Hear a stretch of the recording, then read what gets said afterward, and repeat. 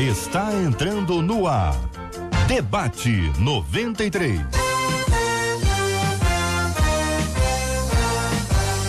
Realização 93 FM. Um oferecimento Pleno.news. Um olhar diferenciado além da informação. Apresentação J.R. Vargas. Alô, meu irmão. Alô, minha irmã. Aqui fala J.R. Vargas, estamos de volta, começando aqui mais uma super edição do nosso Debate 93 de hoje, minha gente, nessa sexta-feira, 8 de março, Dia Internacional da Mulher. Fale com o Debate 93, 2461-0093. E-mail, debate@radio93.com.br. Facebook, Rádio 93 FM. Site, www.radio93.com.br.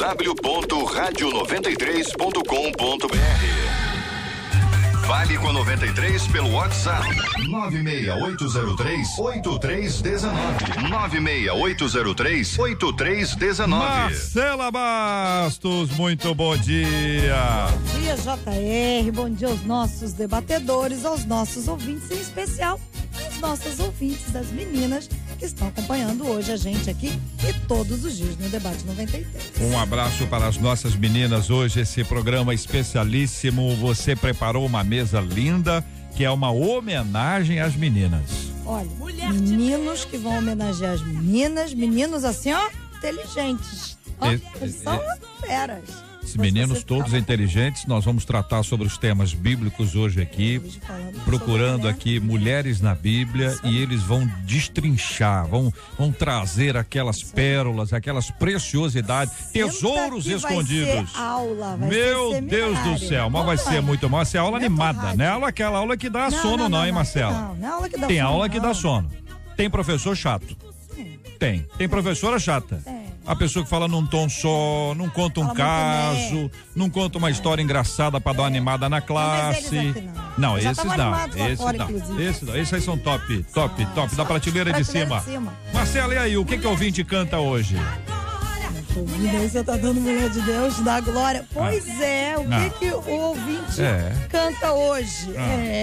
O hino que é a cara de uma mulher muito importante na sua vida. Essa mulher pode ser sua mãe, sua avó, sua tia, sua professora, sua irmã, sua sobrinha, sua filha. Um hino que é a cara de uma mulher importante. E o que o ouvinte faz? Ele vai mandar aqui pelo nosso WhatsApp, vai cantar um pedacinho. O pedacinho é o conhecido 15 segundos, né? Porque senão vira a música inteira. Não dá. A gente nem tem tempo pra tocar. Não é isso? Aí já entra logo dizendo que tá homenageando fulana de tal. Eu sou fulano, homenageio fulano e a música. Isso aí. Não pode enrolar. Se enrolar não roda, não dá pra entrar no ar. Não dá pra rodar. Não dá pra entrar no ar. Maravilha. Então você participa com a gente aqui do nosso Debate 93 de hoje. É muito bom ter a sua. Marcela, a live já tá ali, né? Fizemos uma live linda hoje com as meninas aqui da nossa equipe, cada uma delas falando sobre uma personagem bíblica, contando a sua história. Você admira, então você curte, compartilha e comenta aí na nossa live de hoje lá no Facebook. Face da 93 FM. Muito bom ter você com a gente. Alô, meninas! Bom dia, bom dia, bom dia. É o Debate 93 com J.R. Vargas na 93 FM. Meus queridos debatedores ilustres e amados presentes no nosso estúdio da 93 FM, reverendo Marco Antônio de Oliveira, o pastor Neander Krau, o reverendo Júnior César e o pastor César Carvalho, os nossos meninos, que esta é uma homenagem às meninas que estão nos acompanhando, os meninos falando sobre estes assuntos bíblicos no Dia Internacional da Mulher. Resolvemos homenageá-las fazendo um debate só com meninos e dando uma merecida folga para as meninas, afinal, hoje é o dia delas, né? Vamos também debater sobre algumas mulheres na Bíblia e sua influência no povo de Israel, na formação da Igreja de Jesus Cristo e na multiplicação do Evangelho através dos séculos. Pastor Marco Antônio, quero começar com o senhor. Nós vamos começar falando sobre Sara, porque todo mundo fala de Abraão. Todo mundo diz que Abraão fez isso, Abraão fez aquilo, mas qual a importância, na sua opinião, na sua perspectiva, agora tendo essa ótica específica aqui sobre a vida da nossa irmã Sara? JR, é uma alegria voltar a essa casa. Eu quero aproveitar e agradecer a Deus pelas 3 mulheres encantadoras que Ele colocou na minha vida. A minha esposa Deni, as minhas filhas Priscila e Patrícia. São mulheres maravilhosas. Falar de Sara é falar de uma mulher excepcional. Em algum momento da vida, Sara compartilhou a mesma vocação de Abraão. Deus chama Abraão, lança na vida dele, no coração dele, um desafio enorme. E o que a gente percebe que Sara coloca-se ao lado do seu marido, se dispõe aí, mesmo estando numa idade já uma idade já avançada, ela não se nega a cumprir a vontade de Deus. Eu diria que a importância de Sara para o povo de Deus, ela é fundamental. Ela é a conselheira de Abraão, ela é alguém que dirige bem a sua casa, e vale destacar, JR, que a posição de Sara e Abraão no chamado de Deus é uma posição muito próxima. Deus não chamou só Abraão, Deus chamou Sara. Deus compartilhou com esse casal um grande projeto e desse casal fazer uma grande nação. Sem Sara, o projeto de Deus não estaria completo na vida de Abraão. Pastor César, qual a sua visão sobre esse assunto? Bom dia, bem-vindo, meu irmão. Mais uma vez, uma alegria para mim também estar aqui.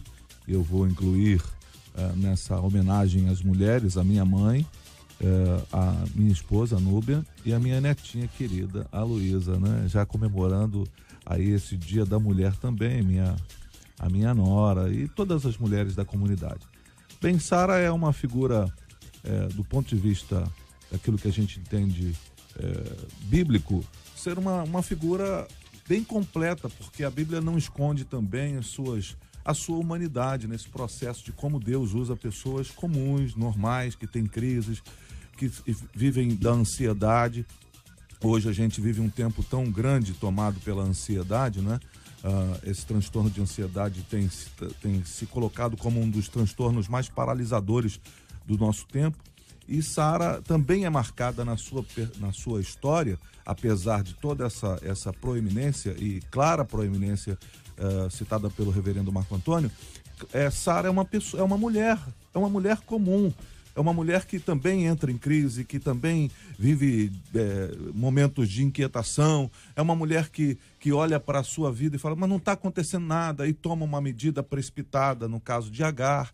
E essa mulher, ela é plena aos olhos de Deus, mesmo vivendo as suas dificuldades, as suas incoerências, as suas dores, as suas dúvidas, o que aponta para as mulheres dos nossos dias, também para nós, que Deus não está atrás de pessoas de performance perfeita.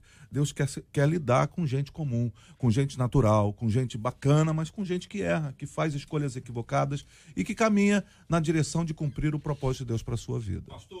Pastor Neander, muito bom dia, seja bem-vindo, meu querido. O que pensa o irmão sobre esse tema, a nossa querida irmã Sara? Eu vou direto à questão da Sara. Ainda que hajam muitas mulheres na minha vida, dentre elas as vovós do recolhimento Betel. Cresci dentro daquele abrigo para senhoras idosas, né?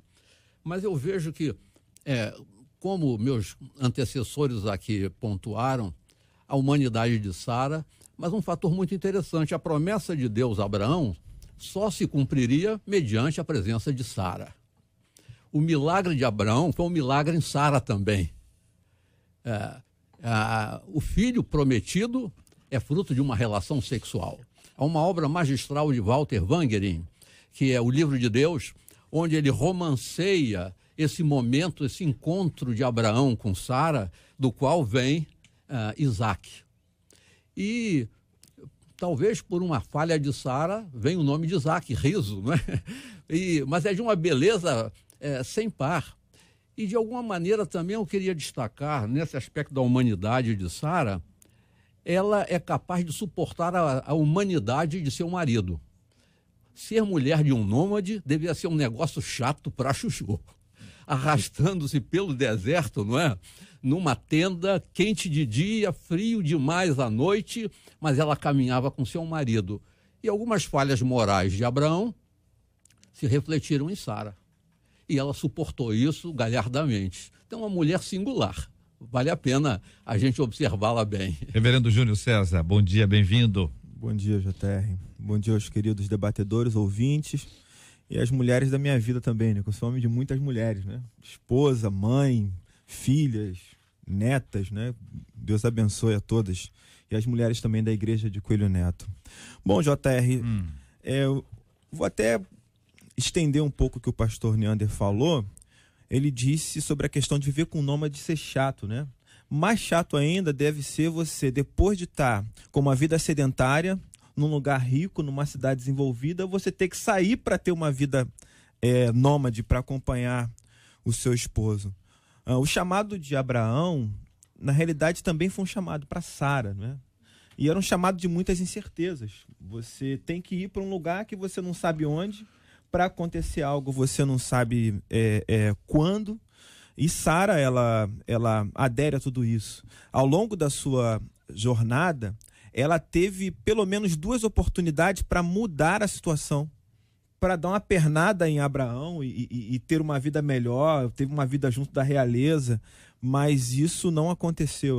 Ela foi fiel à sua vocação como esposa, como companheira, como mulher de Deus, né? Desse novo Deus que ela estava aprendendo a conhecer. Ela assume o papel de matriarca da família de Abraão e educando Ló também, contribuindo para o desenvolvimento das filhas dele quando isso foi necessário. Então Sara é uma mulher realmente que, como diz a galeria dos Hebreus, ela é uma mulher de fé. E é pela fé que ela consegue realizar tudo isso. Esse outro olhar sobre a vida de Sara parece que é também um ensinamento, a gente vai ter isso com outras mulheres aqui do texto bíblico, mas para todos nós o tempo inteiro, né? É possível que alguém destaque, se dissesse alguma coisa sobre a vida de Sara, a sua falta de fé. E aí o texto de Hebreus diz que, na verdade, ela tinha muita fé. E todo mundo que tem fé pode ter o dia de um entendimento equivocado sobre alguma etapa da sua vida, do seu ministério, das promessas que Deus fez, e ainda assim receber da parte de Deus a misericórdia. Vocês sabem muito bem que todo texto bíblico biográfico tende a colocar esse indivíduo no centro. Quem conhece a Bíblia sabe que quem está no centro é Deus, é Cristo que está aqui no centro. Então, o que é que Deus fez na vida de Sara para torná-la ainda mais especial do que o fato histórico, né? De ser a companheira de Abraão no momento estratégico da vida do povo de Israel. Nós estamos em Gênesis 12, dali em diante, desse texto em diante, há uma narrativa extraordinária da formação de um povo. Então, o que é que Deus fez de extraordinário na vida dela que a gente pode aplicar aí para meninos e meninas nos dias de hoje? Eu diria, JR, um ponto que você destacou muito bem e muito importante, ter fé não é ter ausência completa de dúvida. A dúvida sempre vai estar presente na nossa caminhada, constantemente. Ter fé é acreditar no final de que as promessas de Deus vão se cumprir totalmente, ainda que em algum momento da caminhada a gente possa duvidar. Sara duvidou em algum momento. Duvidou não de Deus, mas duvidou da compreensão de Abraão acerca de Deus. Porque Abraão dizia para ela que Deus ia torná-los, né, pai de uma grande nação. E isso não acontecia. E em algum momento, por amar o seu esposo, para não colocá-lo numa situação desconfortável, Sara resolve ajudá-lo. Eu estou dizendo que Sara não desconfia de Deus. Provavelmente Sara tenha desconfiado da serenidade de Abraão. Então ele dá ajuda, ela procura ajudar Abraão quando providencia. Era uma prática comum, não há um erro aí grande, é uma prática comum. Ela dá a sua serva para que Abraão tenha um filho com ela. Está aí a Sara que quer resolver problemas, que em algum momento não quer deixar o esposo desconfortável, que está duvidando sim da tranquilidade, da percepção de Abraão acerca de Deus. Eu diria isso. Sara é uma mulher que creu, deve ser tomada como referência. Mas aí é um alerta. A gente precisa desmistificar. Ser servo de Deus, ser alguém aprovado, não significa alguém que não tenha erro nenhum. É alguém que vive a sua humanidade plena e, no final das contas, prefere estar com Deus. O que me salta aos olhos já foi citado aqui, mas é a força dessa mulher que, mesmo Abraão deve ter transmitido a ela, olha, Deus me mandou sair para uma terra, só que ele não deu ainda, não colocou aqui no GPS qual é a localização dessa terra, não deu um mapa. E essa mulher, e todo mundo sabe, que as mulheres têm necessidades muito mais claras desse lugar seu, desse seu espaço, dessa sua casa. Por exemplo, uma mulher hoje se preocupa muito mais com a casa do que o próprio marido, hoje em dia. Então imagina isso na vida daquela mulher. E ela se dispõe a uma jornada, muito mais preocupada com a jornada do que com o próprio objetivo. E hoje isso deve nos ensinar muito, porque nós estamos sendo adoecidos por um tempo onde o local a chegar é mais importante do que a maneira com que a gente caminha. E Sara vai nos ensinar nesse processo que é muito mais bonito, muito mais importante a maneira com que a gente caminha do que o lugar que a gente chega. Embora tivesse numa sociedade patriarcal, em que o homem geralmente ele é o mediador entre a família e o próprio Deus, né?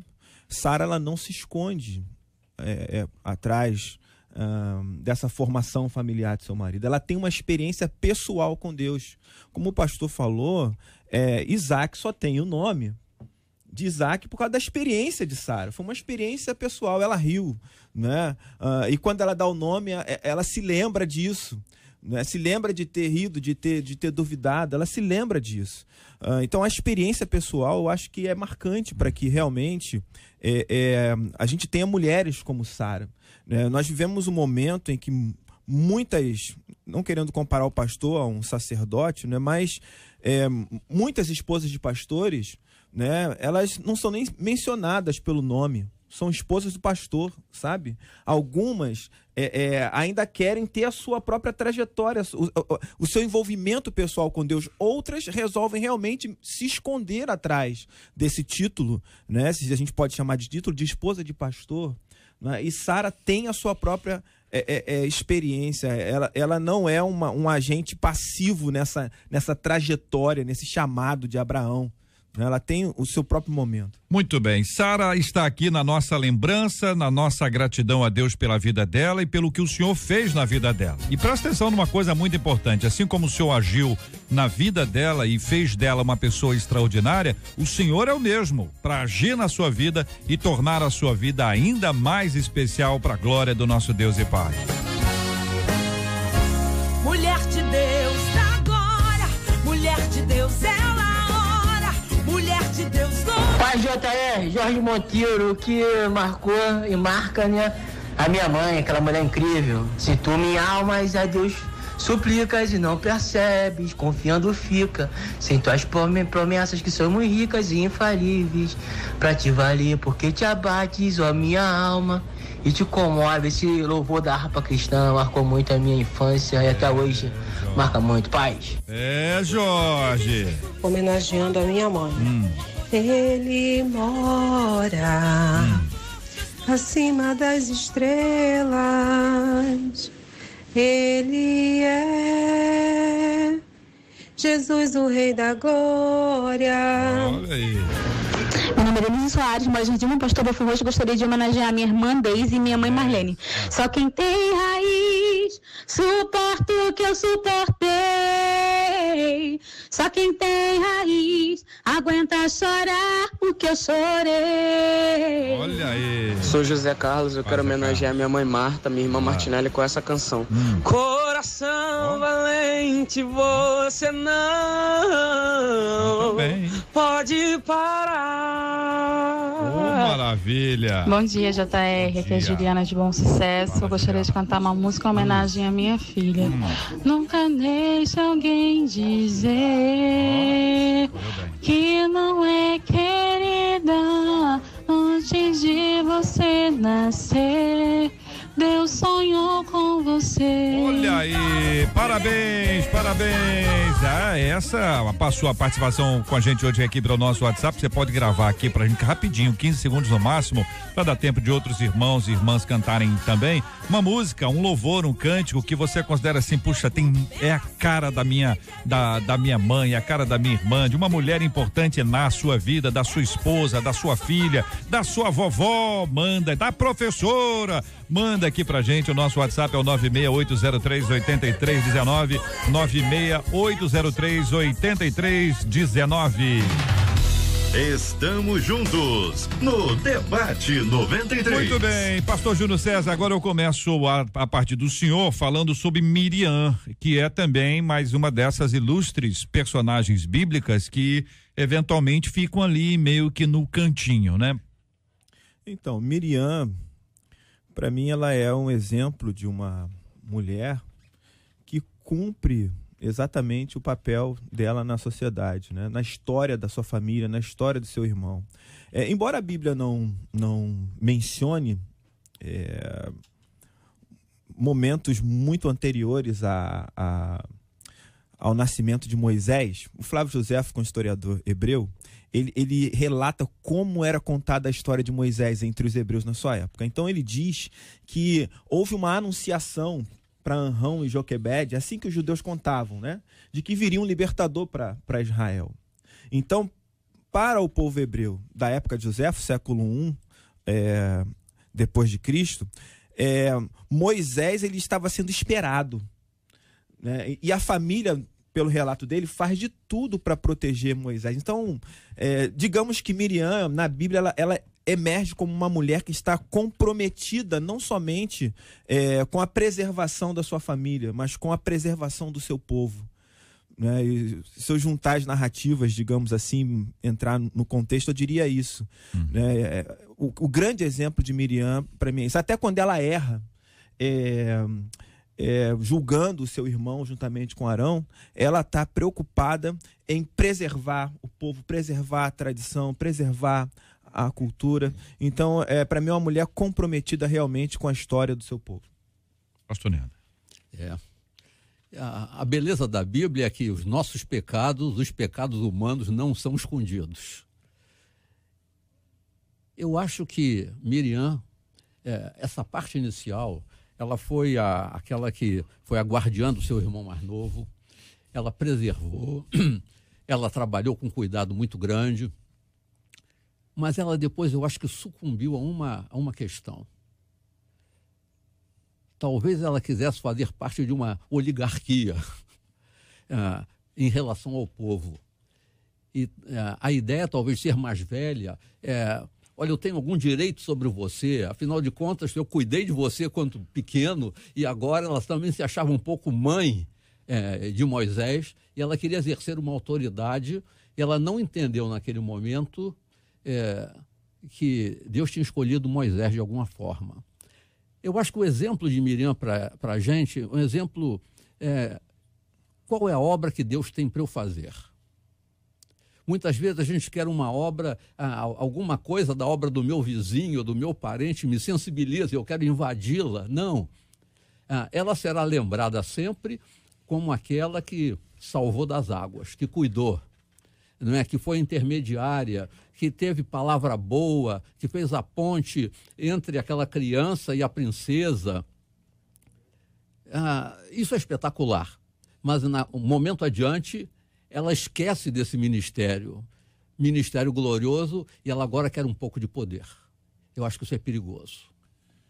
É verdade, mas eu gostaria de focalizar esse momento humano de Miriam, quando vê a sua mãe. Você está muito humanista, hein, César? Eu acho que eu estou mais humano do que humanista, mas tudo bem.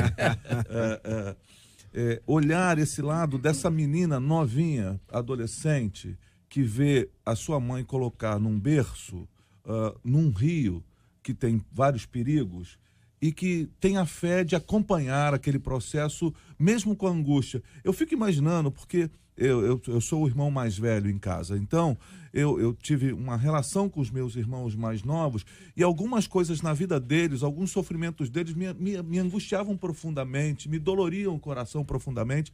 E essa Miriam, eu fico imaginando a cena, a mãe colocando o bercinho na água e ela acompanhando aquela trajetória, angustiada, sem saber o que fazer, na sua tenra idade.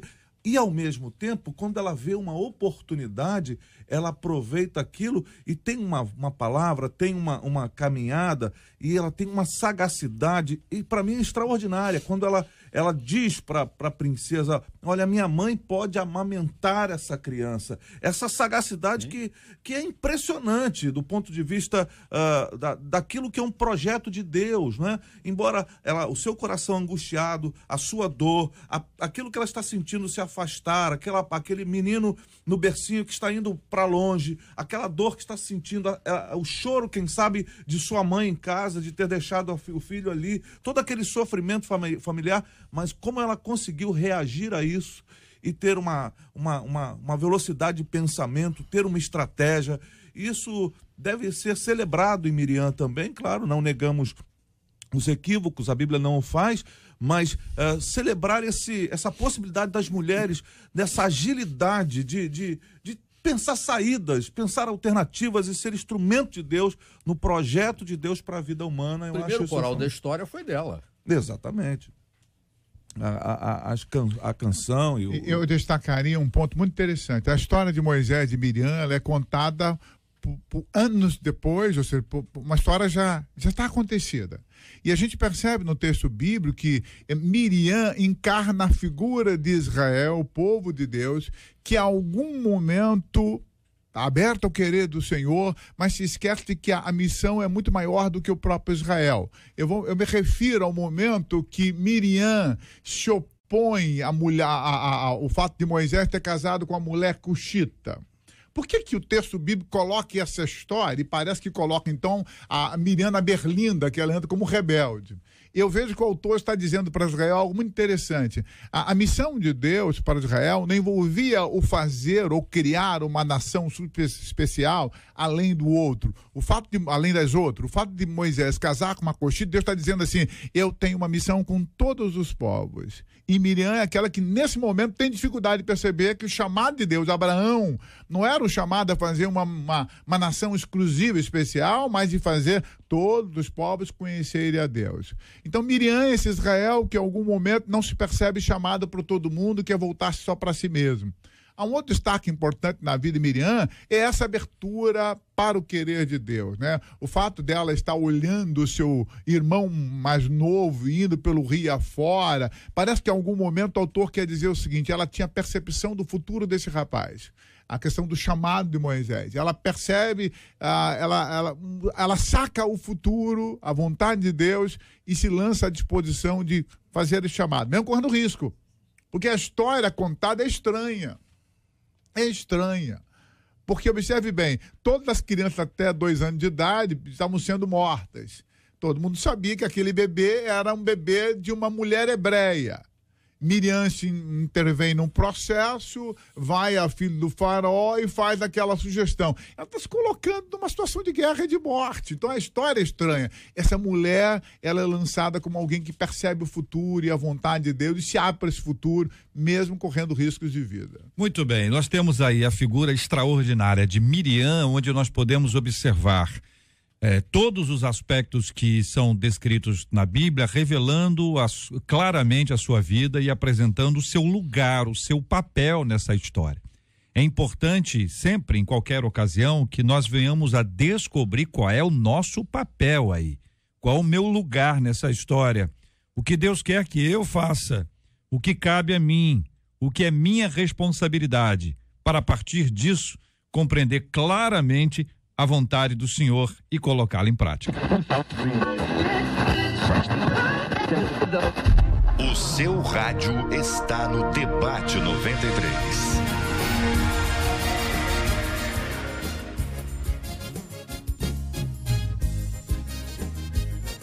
Bom dia, debatedores. Sou Josilene César, aqui de Paciência. Quero homenagear minha mãe Marina. A minha alma lava, Salvador, com teu sangue puro carmesim. Minha vida toma para ser Senhor, tua para sempre sim. Ô, benção. Bom dia, JR. Meu nome é Cristiane de Bom Sucesso e eu cresci sempre ouvindo a minha mãe cantando: Santo, Santo, Santo é o Senhor, meu Deus. Que maravilha. Oi, JR, Oi. bom dia, debatedores. Aqui é Nice de Nova Iguaçu.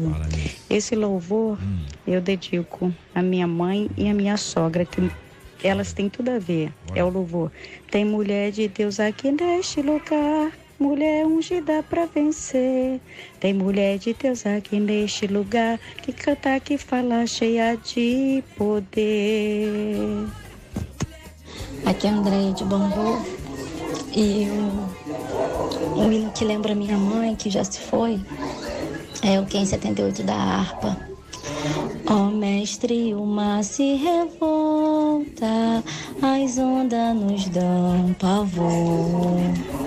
O céu se reveste de trevas, não temos um Salvador.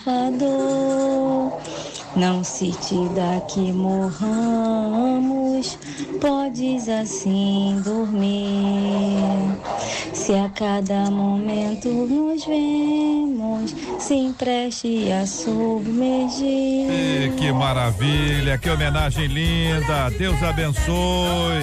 Gratidão, que Deus continue consolando a sua vida, minha querida irmã. Você está ligado no Debate 93 com J.R. Vargas. Maria, vamos a Maria. Eu tô lendo aqui o texto do Evangelho de Mateus, né? Ora, o nascimento de Jesus Cristo foi assim, estando Maria, sua mãe, desposada com José, sem que tivessem antes coabitado, achou-se grávida pelo Espírito, mas José, seu esposo, sendo justo e não a querendo infamar, resolveu deixá-la secretamente. Enquanto ponderava nestas coisas, eis que lhe apareceu em sonho um anjo do Senhor dizendo: José, filho de Davi, não temas receber Maria, tua mulher, porque o que nela foi gerado é do Espírito Santo. Ela dará à luz um filho e lhe porás o nome de Jesus, porque ele salvará o seu povo dos pecados deles. Ora, tudo isto aconteceu para que se cumprisse o que fora dito pelo Senhor por intermédio do profeta. Eis que a virgem conceberá e dará à luz um filho, e ele será chamado pelo nome de Emanuel, que quer dizer Deus conosco. E despertado José do sono, fez como lhe ordenara o anjo do Senhor e recebeu sua mulher. Contudo, não a conheceu, enquanto ela não deu à luz um filho, a quem pôs o nome de Jesus. Quero começar ouvindo os nossos queridos debatedores, o pastor César, tratando sobre esta mulher extraordinária que a Bíblia nos traz e que muitas vezes, para alguns ambientes evangélicos, ela é deixada de lado como se não fosse tão importante, ou até com medo da perspectiva católica que há sobre esse assunto. Nós aqui temos máximo respeito por todos aqueles que pensam de forma diferente, afinal de contas é um debate. Se é um debate, nós temos que respeitar as opiniões contrárias, ou pelo menos opiniões diferentes. Então, a partir dessa perspectiva, pastor César. Por conta do equívoco romanista da mariolatria, eu acho que o movimento protestante, cristão evangélico, diga-se de passagem, deixou Maria de lado, sendo ela uma das personagens mais incríveis do texto bíblico, uma personagem que faz uma diferença na sua vida, e embora seja citado o texto o nascimento, eu fico imaginando, e aí mais uma vez, né, ela à beira da cruz ali, olhando a morte de seu filho, e pensar em todas as mulheres hoje que de alguma maneira assistem também a toda a dor, todo o sofrimento dos filhos, mas consegue se manter digna, consegue se manter firme, consegue ir adiante. Maria é dessas mulheres extraordinárias, e não poderia ser diferente, a ponto do Senhor, na saudação que Gabriel faz a ela, bendita sois vós entre as mulheres. E se uma mulher recebe a digna menção desta forma, eu acho que nós minimamente devemos olhar para ela e até procurar de alguma maneira encontrar quais são os motivos. Claro que o principal motivo é a graça de Deus, a gente compreende isso, mas o que carregava essa mulher, quais são as posturas, o comportamento, a vida, a devoção, a entrega dessa mulher tão singular no texto bíblico a ponto de receber uma saudação diferenciada como essa. E essa mulher que consegue passar a sua vida e entender o seu espaço como um lugar, e ela como uma mulher que gera na sua própria vida a salvação para a humanidade, essa mulher que entende o seu lugar, o seu papel, e ela mesma se coloca não como protagonista da história, mas como alguém que entendeu o seu papel, entendeu a sua identidade, a sua vocação, a sua chamada. Ela jamais chama para si nenhum tipo de lugar. Uma das poucas menções que a gente percebe uma pequena intervenção no início do ministério de Jesus, quando ela vai comentar com Jesus sobre a falta do vinho, mas ela faz isso não de maneira a querer influenciá-lo, mas apenas para relatar uma dificuldade, entendendo ser ele alguém capaz de fazer uma transformação. Mas essa mulher singular que encontra a sua identidade e que consegue se colocar na história sem buscar o protagonismo e que acaba alcançando um protagonismo pela sua singularidade. Pastor César, mesmo nesse momento, Maria percebe o seu lugar e diz para os empregados, faça tudo o que ele mandar. Essa mulher é extraordinária. Eu diria que Maria é uma mulher injustiçada. No tocante ao meio evangélico, ela sofre um preconceito absurdo, ela é injustiçada historicamente. O pastor César colocou alguma das motivações do porquê essa injustiça. Nós evangélicos brasileiros, em especial brasileiros, precisamos nos reencontrar com essa personagem tão especial. O texto de Lucas revela para nós que Maria está presente no ministério de Jesus do início ao final. Os outros evangelhos parece que em algum momento a figura de Maria ela é esvaziada, mas Lucas não. Lucas coloca Maria num patamar muito especial. Ela acompanha o ministério de Jesus desde o início, em todos os momentos marcantes de Jesus. Ela está presente, uma mulher que aceita a vontade de Deus, assume-se como discípula do Nazareno. Então, ela é uma mulher especial em todos os sentidos. Deus não a escolheria se não notasse algo especial. Alguém poderia dizer assim, mas poderia ser qualquer mulher. Se fosse qualquer mulher, Deus teria escolhido outra, não ser Maria. Maria, ela é cheia de graça. Não deve ser idolatrada, obviamente, mas não pode ser menosprezada. Ela é referência de uma igreja que se coloca ao pé da cruz, esperando o cumprimento das promessas de Deus. O pastor César colocou uma coisa muito interessante, né? Ela sofrendo a morte do seu filho na cruz, não se revolta contra Deus, o seu pai, aquele para qual ela se coloca parceira da missão, sofre, mantém-se ao lado da comunidade nascente. É provável que Maria tenha exercido uma liderança no sentido de incentivar essa comunidade a continuar acreditando no Filho Jesus. Essa mulher é espetacular. Há uma outra dimensão de tensão que fala ao meu coração. Primeiro, Maria, ela era inteligente. Ela ouvia, ponderava as coisas no coração para depois posicionar-se. Ela sabia o que fazia. Mas essa tensão, César destacou a tensão na cruz. Mas há uma outra tensão, a tensão intrafamiliar. Porque a primeira expressão sobre a família de Jesus é que nem os seus irmãos criam nele. Eu fico a imaginar como a Maria, sabendo que Jesus era o Cristo de Deus, o Messias, o Salvador, ela sabia do que Deus estava fazendo. Mas como ela lidou com isso? Até o momento que os irmãos de Jesus puderam compreender isso. Mas durante um bom tempo houve essa resistência. Como as mães hoje podem sofrer resistências dentro da família, as tensões intrafamiliares, os desentendimentos dos filhos. Aquele momento quando os irmãos dizem, espera aí, você não quer ser famoso? Vamos para Jerusalém agora, é a hora da festa. E ela sabia processar tudo isso muito bem. Então, JR, Maria, para mim, é uma das mulheres mais extraordinárias da história, né? A notícia que ela recebe, como sendo uma grande notícia, na realidade, socialmente, era uma péssima notícia. Era péssimo, né? Como a vida dela se desenrolaria dali por diante, isso socialmente era péssimo. Tanto é que ela leva a fama para o resto da vida, não adianta. A pressão da sociedade sobre Maria foi até o fim, né? Os judeus continuaram criticando Jesus, mesmo após a morte de Maria, pelo fato dela ter concebido, né, numa situação desconfortável socialmente falando. Isso está nos textos, né? Mas Maria, que ainda é provavelmente uma adolescente, quando recebe essa notícia, ela assume, ela se submete a Deus, ela acredita, ela cria Jesus, ela ensina Jesus, ela é dura com ele quando é necessário, tanto é que quando Jesus sai do templo, o texto diz que Jesus era submisso a ela por causa da bronca que ele tomou. Ele se perdeu, né? Os 11 anos. Então ele volta submisso, volta quietinho. Ela acompanha, como os pastores falaram aqui, quando Jesus se torna o chefe de família, ela se recolhe ao lugar dela, ela se submete também.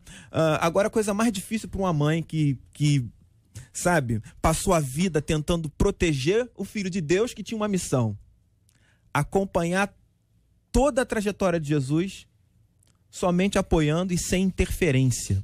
Porque a mãe gosta de interferir para proteger, entende? E Maria, ela não faz isso. Ela acompanha toda a trajetória do filho, acompanha a zombaria, acompanha aqueles que acreditam, que não acreditam, que criticam, que apoiam, aqueles que se convertem, aqueles que perseguem, que planejam. Ela acompanha tudo isso e não interfere. Não interfere. Uma coisa interessante que na história de Maria, Maria assume o protagonismo. José, o esposo, é coadjuvante. Essa é uma história que muda, o eixo é mudado. Maria é protagonista principal da história, é quem tem o ministério, e José é seu auxiliar nesse chamado de Deus. Um homem também corajoso, fabuloso, mas ele é auxiliar no chamado de Deus. Maria fica, então, para todos nós como outra grande história a ser aprendida, lições maravilhosas como as que foram abordadas aqui, uma mulher de muita fé, de intimidade com Deus, sensível à voz do Senhor, extremamente obediente, capaz de colocar a sua própria vida em risco, ainda que não fosse risco de morte, mas é o risco da morte social, por causa da sua obediência, do seu amor a Deus, do seu amor a Jesus. Imagine bem o que foi para ela ter em seus braços o Salvador da nossa vida. Imagine bem o que é ter a responsabilidade de cuidar desde pequenininho, ensiná-lo a andar, alimentá-lo, vesti-lo, cuidar dele, cuidar daquele que viria a ser, do ponto de vista histórico, o Salvador, e que do ponto de vista eterno é exatamente aquele que veio para pisar a cabeça da serpente. É uma história impressionante, vale a pena continuar a pensar a respeito dela, crescendo espiritualmente, conhecendo ainda mais o que diz a palavra do Senhor sobre Maria. Você está ligado no Debate 93 com J.R. Vargas. A paz do Senhor, J.R. Vargas. Aqui é missionária Edivânia, que para minha mãe Maria da Glória. Se tu minha alma a Deus suplica e não recebes, confiando fica em suas promessas, que são muito ricas e infalíveis, pra te valer. Eita glória, aleluia! Feliz Dia Internacional, Dia das Mulheres! Salve de Campo Grande, beijo, mãezona! Bom dia, 93, o debatedor, JR. Eu quero homenagear minha mãe, pastora Ana Virgínia, com esse louvor. Mas eu sei que tenho crido e sei também que Ele é poderoso. Guardará, pois, o meu tesouro até o dia final. Um abraço. Essas meninas são demais, Cantando no Debate 93. Este é o Debate 93 com J.R. Vargas na 93 FM. Queridos, começando agora com o pastor Neander, a figura extraordinária também de Dorcas, mais uma menina da Bíblia que tem tantas lições importantes a serem aprendidas. O texto é de Atos 9, né? A partir do versículo 36, para o acompanhamento dos nossos ouvintes. Que pensa o querido irmão, o pastor Neander, começando ouvindo o senhor a respeito da nossa irmã Dorcas? Eu preferia a nomenclatura de Tabita, porque é o nome da minha mãe. E, de alguma maneira, minha mãe era filha de um pastor, nascido na Letônia, e que veio para o Brasil com a sua família como refugiado, durante aquela tensão logo depois da Primeira Guerra Mundial. E logo após o nascimento, esses letos que saem de uma região fria vêm para o interior de São Paulo, para a região mais quente de São Paulo, para a Alta Paulista. E criança ainda, minha mãe chega aqui com 6 meses. Toda sorte de doenças tropicais ela contrai aqui. E meus avós um dia oram e dizem o seguinte: Senhor, se tu tens um propósito para esta menina, salva a vida dela. E Deus salvou minha mãe. E a vida de minha mãe foi um espelho da vida de Tabita, de Dorcas. Essa vida de serviço, essa vida de entrega, essa vida de testemunho. Minha mãe foi uma espécie de refúgio de muitos pastores de todas as denominações aqui no Rio de Janeiro, tempo do Clube Bíblico, que você conheceu. Janires, o criador do Rebanhão, era um dos principais protegidos dela. Havia um presbiteriano que perseguia muito Janires, mas ela protegia. Então, esse tipo de ministério de cuidado, de interesse, de percepção da necessidade do outro, eu vi na minha casa. E a loucura de meu pai, quando meu pai se casa com minha mãe, depois que ela diz sim, ele diz: você assinaria um contrato? E ele propõe um contrato de casamento. Eu trouxe um exemplar para cada um dos meus colegas aqui. E um dos itens dizia que eles sempre buscariam as coisas espirituais antes das materiais. E que a bolsa deles nunca estaria fechada aos pobres e necessitados. Minha mãe topou fazer um casamento nessas bases. Meu pai era um batista franciscano e ela tornou-se uma franciscana também. E isso me impressionou. Mas o espelho dela era a Tabita da Bíblia. Essa capacidade de viver assim, viver uma vida de entrega, uma vida de serviço, uma vida de testemunho. Tabita, para mim, é fenomenal. E essa Tabita e a minha Tabita marcaram a minha vida. Boa palavra. É bom que a gente não conhece a história e começa exatamente pelo senhor, para ouvi-lo sobre esse assunto. Nada acontece por acaso, graças a Deus. Eu destacar, depois dessa história maravilhosa que o pastor destacou, que nos emociona, que embala a nossa fé, vale destacar que Dorcas não é um personagem comum no texto sagrado.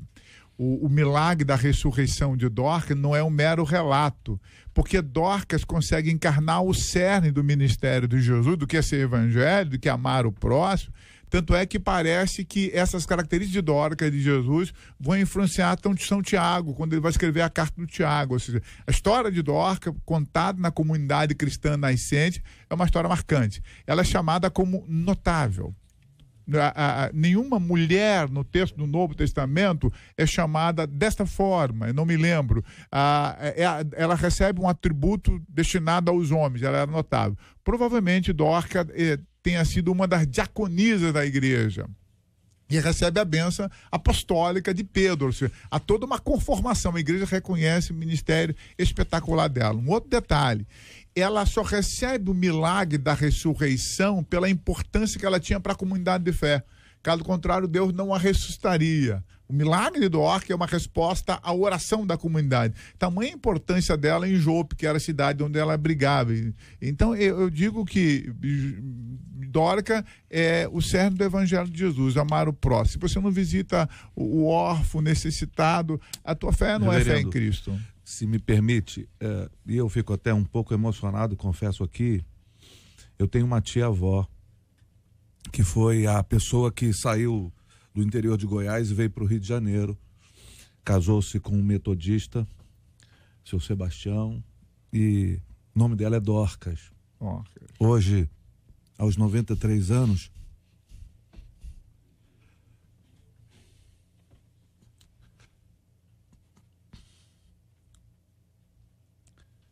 como se fosse uma segunda mãe para mim.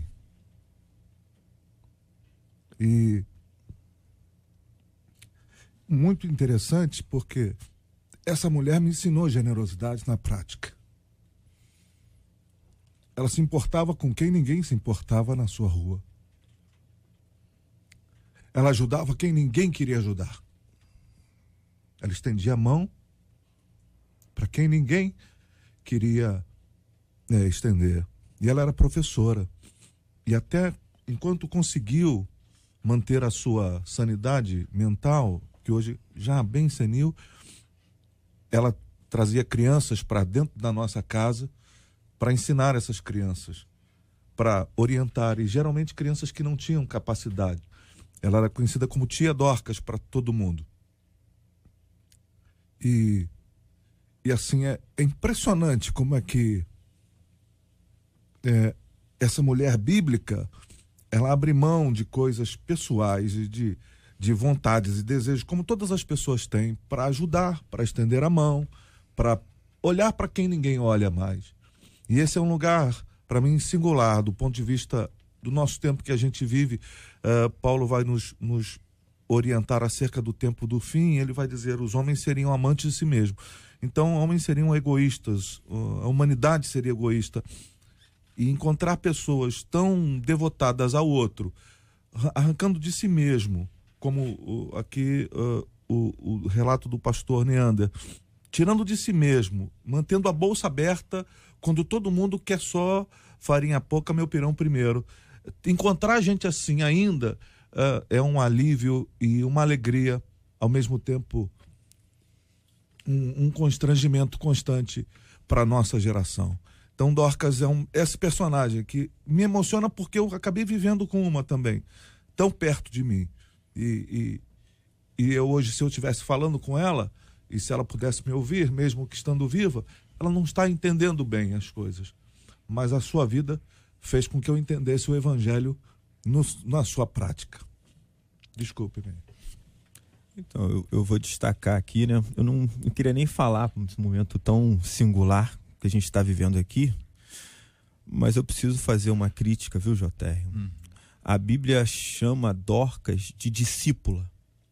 Essa é a expressão, discípula. E o texto mostra as pessoas da comunidade chorando, mostrando o que Dorcas fazia por essas pessoas e dizendo como vai ser a nossa vida agora, sem a Dorcas. Né? Então, assim, a gente vive uma época que muitas igrejas, inclusive a minha, está discutindo a questão da ordenação feminina. Não se tem uma palavra, não se tem um ofício. Eu não quero entrar no mérito da questão. Eu só quero dizer que existem pessoas que não têm o título reconhecido de pastora, mas que a comunidade chora e pede a Deus que mantenha viva, porque realmente representa o evangelho em ação. E existem homens que têm os títulos e que na realidade estão matando a igreja. Estão matando a igreja. Então aqui fica a minha crítica em relação a isso, né? É uma coisa que muitas igrejas precisam discutir muito ainda, né? Ser chamado de discípula na Bíblia, para mim, tem um significado maior do que o título de pastor. Estas palavras tão especiais e emocionantes aqui no final do programa de hoje, sobre a vida de Dorcas, Atos 9:36 em diante. Nós conversamos sobre a vida de Maria, Miriam e Sara, são tantas outras histórias. Tínhamos aqui mais duas na nossa lista para nós aplicarmos também a nossa vida hoje, trazermos a nossa reflexão. Fica para todos nós a certeza absoluta do quanto nós precisamos conhecer essas histórias bíblicas, lê-las, examiná-las, aplicá-las à nossa vida, identificando que elas são únicas. Não podemos querer nos comparar àquele personagem, aquela que estão diante de nós, mas sendo aquilo que Deus quer que nós sejamos, nos inspirando, nos moldando, nos espelhando nessas figuras tão extraordinárias que estão aí. Você pode ser também alguém que tem feito diferença. Eu quero te encorajar, quero fortalecer a sua fé, te dar uma palavra de encorajamento para que você continue a fazer a diferença, ainda que você não veja muito reconhecimento. Ainda que você não veja as pessoas dizendo, puxa, você é muito especial na minha vida, porque nem todo mundo sabe reconhecer, nem todo mundo tem habilidade para falar. Tem gente que não liga, que não fala nada, mas que depois vai ter muitas outras histórias. E é bom a gente poder compartilhar isso e reconhecer. Invertendo essa mão, eu queria pedir a você que reconhecesse mulheres importantes na sua vida e as valorizasse.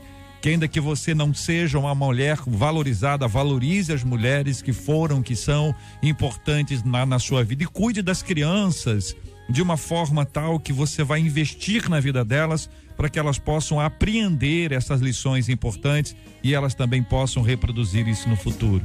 Nós estamos cuidando das mulheres que foram importantes durante tantos anos na nossa vida e às vezes hoje, por uma questão ou por outra, são deixadas de lado e precisamos acolhê-las, abraçá-las, precisamos compartilhar com elas a nossa gratidão, encorajando as de hoje que estão vivendo plenamente a sua vida e as menininhas que precisam tanto saber que elas podem se basear em evidências bíblicas, em histórias maravilhosas de Deus para todos nós. Com suas próprias mãos pintou